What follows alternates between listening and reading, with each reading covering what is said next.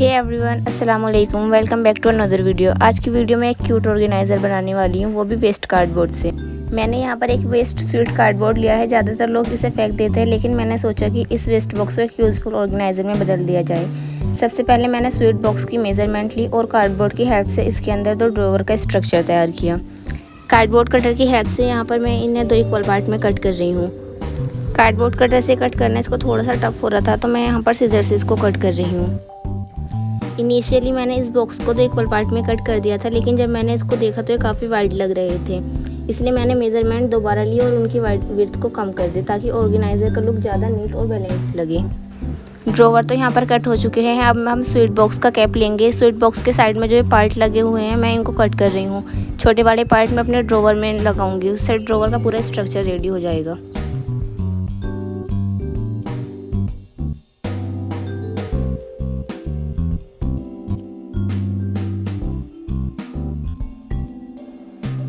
अब मैं यहाँ पर बॉक्स के साइड वाले पार्ट्स को भी 7000 ग्लू की हेल्प से नीटली स्टिक कर रही हूँ। भी 7000 ग्लू को आप अच्छे से लगाना है, इससे ये स्ट्रॉन्गली स्टिक हो जाता है। इसकी जगह पर आप हॉट ग्लू गन का भी यूज़ कर सकते हो।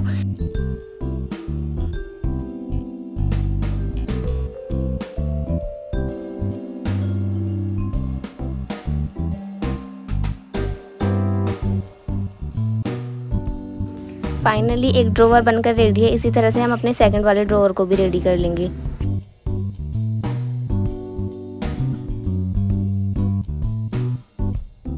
अब इस स्वीट बॉक्स के कैप से मैं अपने ड्रॉवर के अकॉर्डिंग पार्टीशन कट कर रही हूँ। सबसे पहले मैंने इनको 2 इक्वल पार्ट में कट किया है और अब ड्रॉवर की मेजरमेंट के अकॉर्डिंग इनको कट कर लेंगे।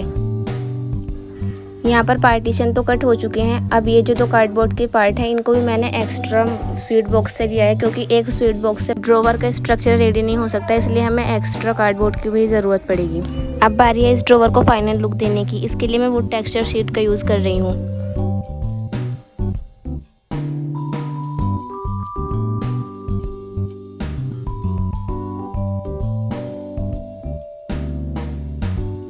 मैं शीट को ध्यान से अलाइन करके चिपका रही हूँ ताकि एजेस क्लीन आए और फिनिशिंग नीट लगे।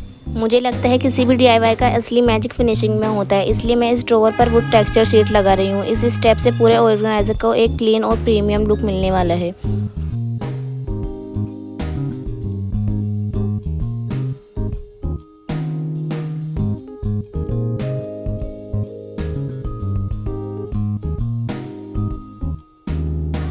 फाइनली फर्स्ट ड्रॉवर रेडी है। इसी तरह से मैंने अपने सेकंड ड्रॉवर को भी रेडी कर ली। अब बारी है इन कार्डबोर्ड को ट्रांसफॉर्म करने की। अभी तक ये सिर्फ कार्डबोर्ड लग रहे थे, लेकिन ये शीट लगते ही इनका ट्रांसफॉर्मेशन देखने काबिल हो गया। अब मैं यहाँ पर अपने ऑर्गेनाइजर का स्ट्रक्चर रेडी कर रही हूँ।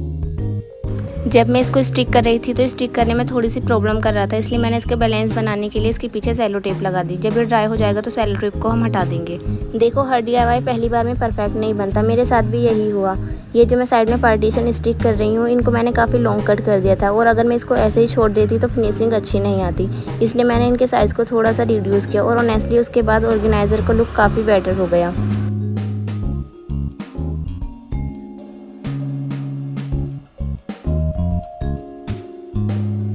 अब कंपार्टमेंट बनाने के लिए मैं कार्डबोर्ड के पार्टीशन फिक्स कर रही हूँ। ये पार्टीशन हर आइटम के लिए अलग जगह क्रिएट करते हैं। जब भी आप किसी भी ऑर्गेनाइज़र के कंपार्टमेंट बनाओ तो ड्रॉवर को लगाने के बाद पार्टीशन स्टिक करना, इससे ये नीटली और इक्वली स्टिक हो जाता है। ड्रॉवर के बीच में कोई एक्स्ट्रा स्पेस भी नहीं रहता।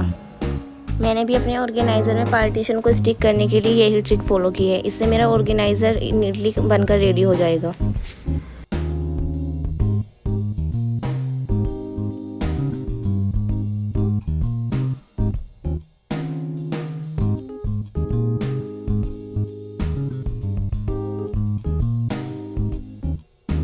अब बारी है मैचिंग नोब्स बनाने की, ताकि ऑर्गेनाइज़र और भी रियलिस्टिक लगे। मेरे पास ये वुडन स्ट्रिप बची थी, तो मैं इन्हीं को फोल्ड करके नोब्स रेडी कर लूँगी।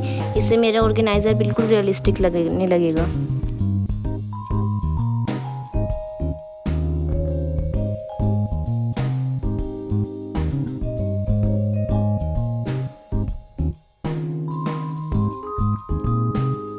नोब्स बनाने के बाद अब मैं इनको भी 7000 ग्लू की हेल्प से केयरफुली ड्रॉवर पर स्टिक कर दूंगी।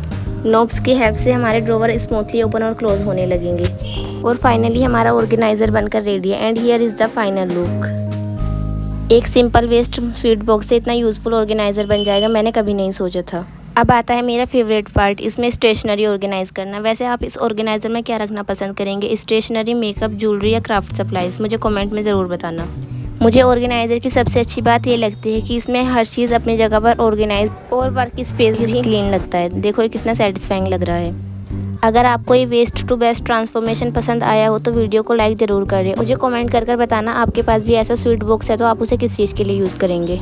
चलो तो मिलते हैं नेक्स्ट क्रिएटिव वीडियो में, तब तक के लिए अल्लाह हाफिज़। चैनल को सब्सक्राइब ज़रूर कर लेना। बाय।